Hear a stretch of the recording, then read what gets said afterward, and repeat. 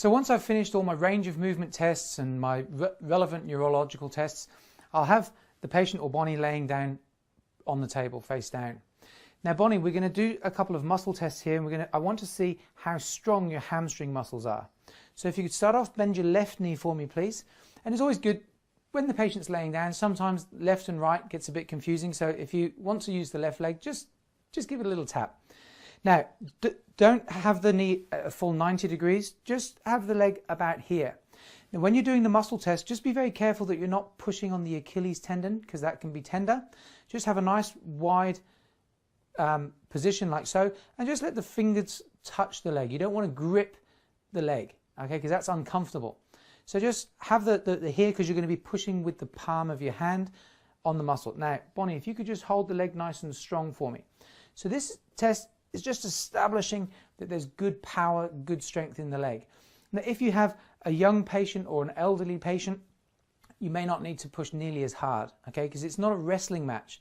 With a muscle test, really, it's not so much how much overall strength they have, it's the speed of response. Just relax there for me, Bonnie, please, and then we'll test the other side. If you have a stronger patient, maybe someone who's not quite so sure about the whole principle of muscle testing, you can always demonstrate to them just how strong they are to start with. So hold nice and strong for me, Bonnie.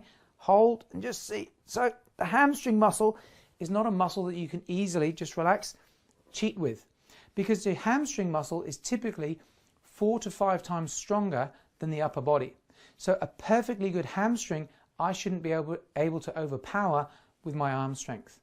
So I like to start with the hamstrings. I like to use the hamstrings to test the nerves all the way up through the whole spinal cord.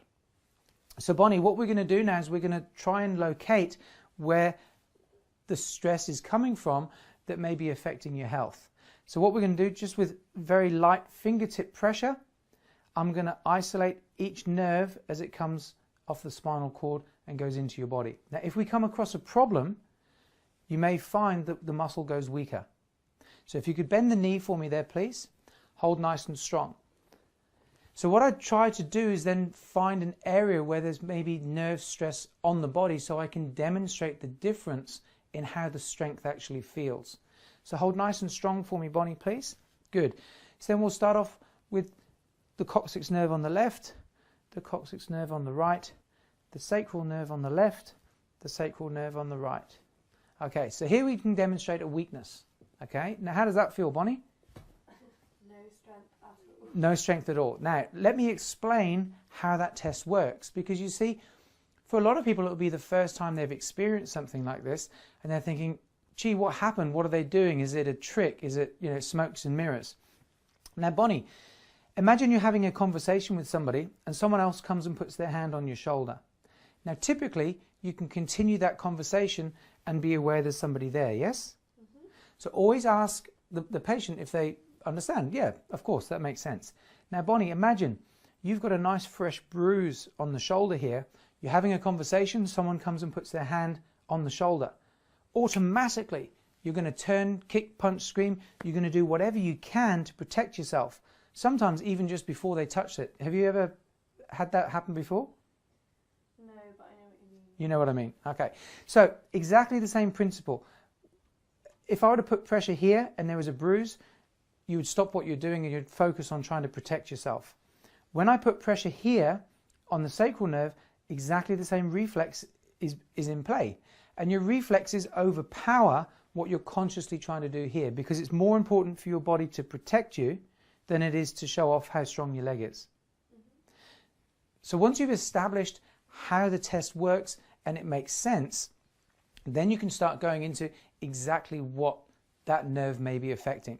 So as I go through the body, wherever I find a weakness, I'll then explain where that nerve travels to and what kind of things it may influence. So let's start from the beginning, and we'll go through each nerve in turn, right the way up through the spinal cord. So again, doing the muscle test, we check to make sure the muscle's nice and strong to begin with, and we can use either leg. It doesn't have to always be the same side, so that allows the patient to relax. One other thing, just beware if the patient has a tendency to go into a cramp.